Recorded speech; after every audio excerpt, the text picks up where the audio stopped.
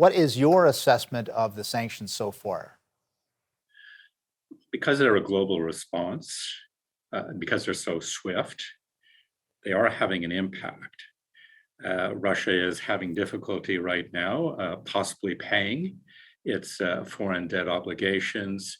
Companies have decided to pull back from the Russian economy. Many of the clients that I deal with are having more and more difficulty in terms of whether or not they want to do business in Russia, and the sanctions are a key part of it. So I would say that the sanctions are like a barrel of molasses that has been put in front of somebody, and it's just made doing business much, much more difficult. So I would say they are having efficacy, they are having an effect, Tony, but it takes time. Sanctions do, by their definition, take time to ramp up, and we're starting to see that happening right now. Are there some sanctions that are working better than other sanctions right now? It's a global impact, but the fact that Canada, the US, the EU have all sanctioned most of the major banks in Russia is clearly having an impact, because it prevents actually doing business if you can't do business through the banks. The other element that's having a business is just the sheer scope of companies and people that are being sanctioned. Right. And the people that are being sanctioned have very, very deep layers into the Russian economy. And so it's not only dealing with the sanctioned people, you're also dealing with the people that they own or control or have an influence over. And so all of a sudden, there is just a very, very large list of prohibited people, companies, individuals with whom businesses can't be done. And those are very, very effective.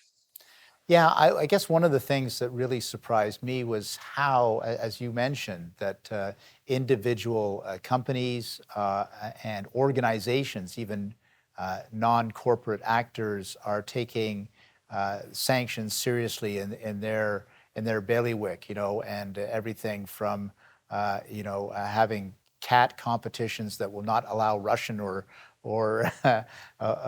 Belarusian cats, but more seriously, obviously, Abramovich having to sell his British soccer team. So, is that something that surprised you as well? Just how broad this move to sanction has really gotten?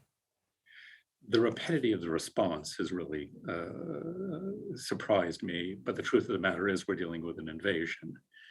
And the broadness, in particular the European move to broaden the sanctions to energy imports that are so key to their economy, did surprise me.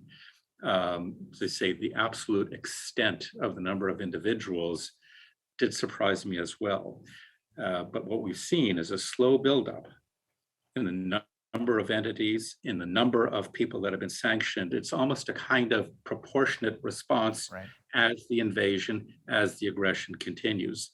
The more savage it's become, and I apologize for using that word, the more difficult it has become, the more the greater the response, the more the pressure to ramp up that response. And so it hasn't surprised me in the sense of the events that we're dealing with. The unanimity of the response, the unanimity of the depth of the response is something that has surprised me. Yeah, and obviously the Western nations that are involved in this, they've got more to do. They haven't exhausted the potential sanctions. Is that right? That's right. There's several additional steps. I'm going to use the word nuclear option, and I'll explain to you why I'm using that in a second. But there are several layers of sanctions that could still be employed. Right now, Russia is not completely walled off by Europe, North American economies, the major economies. But all of the countries and the regions that I've talked about each have within their disposal tools that can prevent any and all commercial dealings with Russia.